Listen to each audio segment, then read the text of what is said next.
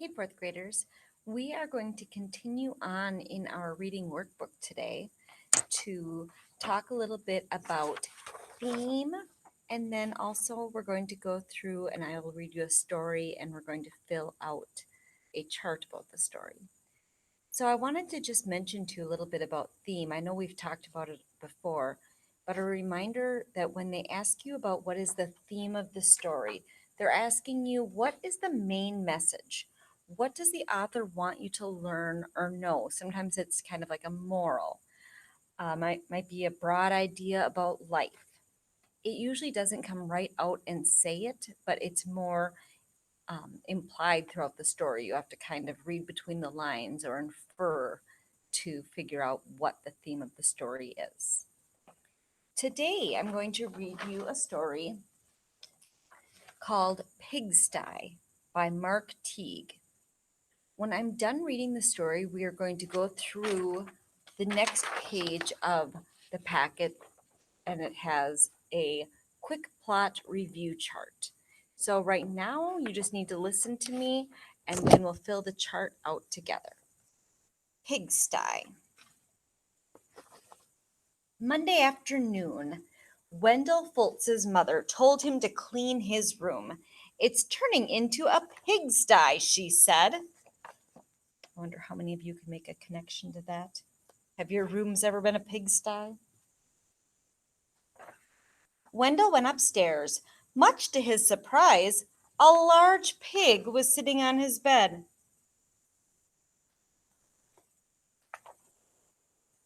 "Pardon me," said Wendell. He shoved some toys into his closet.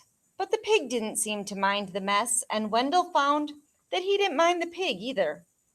He decided to take a break.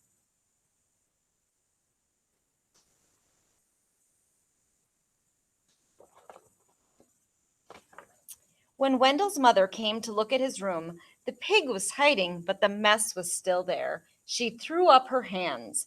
"Okay, Wendell," she said, "if you want to live in a pigsty, that's up to you."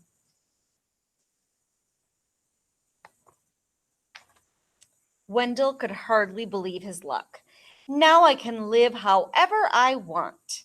He didn't even worry when he came home on Tuesday and found a second pig in his room. The mess had grown a bit worse, but he was able to jam most of it under his bed. "Pigs are all right," he said, "as long as it's only one or two."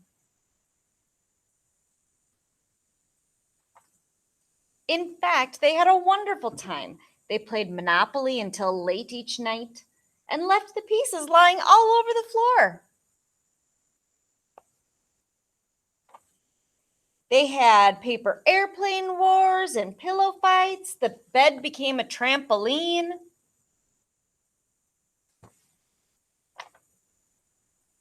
Then 2 more pigs showed up. The mess just grew and grew. That night, when Wendell went to bed, the pigs were lying everywhere. They rolled up in his blankets and hogged his pillows. Wendell told himself he didn't mind, but then he found hoof prints on his comic books.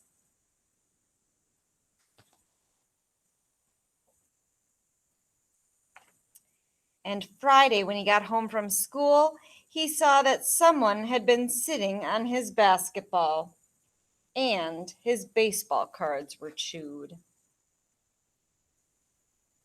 I think Wendell is maybe starting to not like living in a pigsty. "That does it," said Wendell. "I've had enough." He ran downstairs to tell his mother. "Sorry," she said, "but your room is your responsibility." She handed him a broom.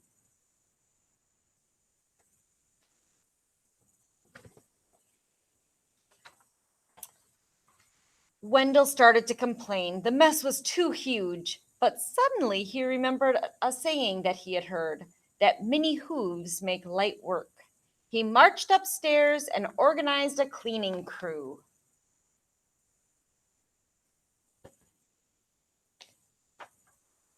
They swept and scoured and polished and scrubbed.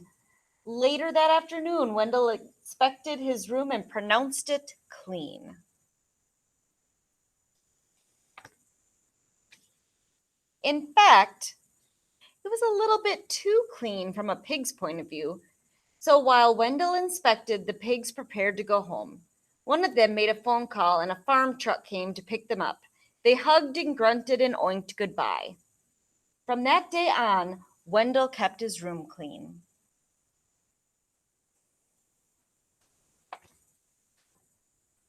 Except for those nights when his friends came by to play Monopoly.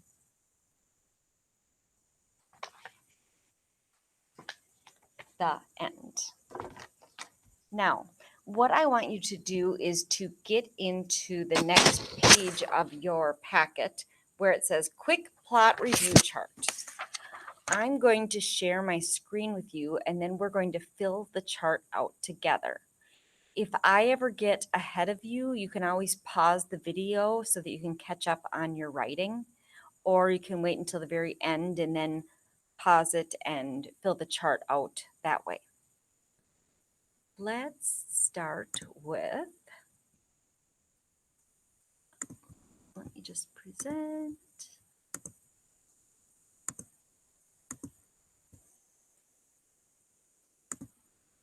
Okay, so it says Quick Plot Review Chart.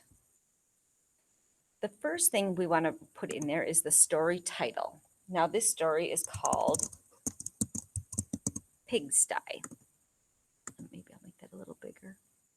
You can read it better.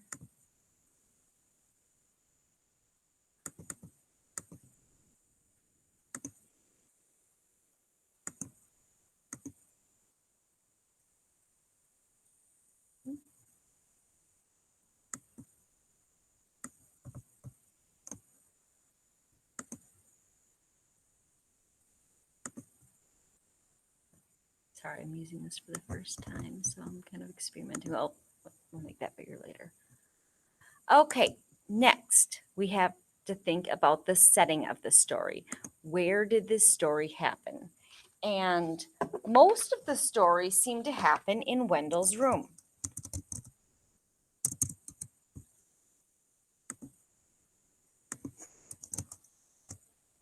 Oh, goodness.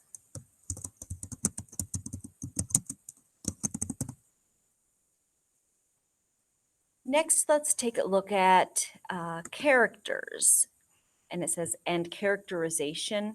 You don't need to worry about that part right now. We'll do that later in the year. But the characters in the story, so we had Wendell, his mom, and the pigs. Where should we go next? Let's see here. How about plot events? So what happened in the story? Wendell did not want to clean, his room. Okay, what happened next?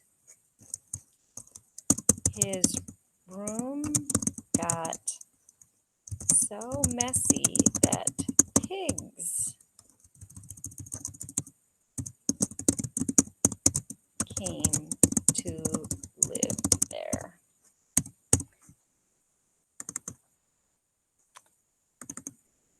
Let's see, so then after that, they played games and kept making a mess. So then for climax, climax means what was kind of the most important point in the story? What was the most exciting point? What was the turning point in the action?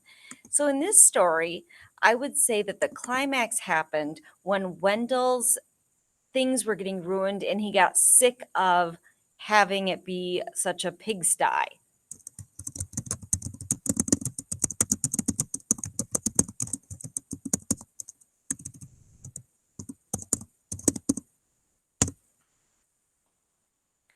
So then what would we say for a conclusion? How did the problem get solved?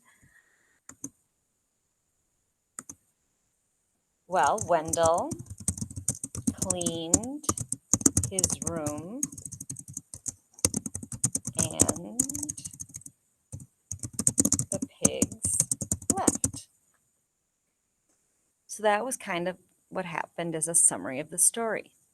Now, point of view. Point of view is something that we talk about that either being called first person or third person.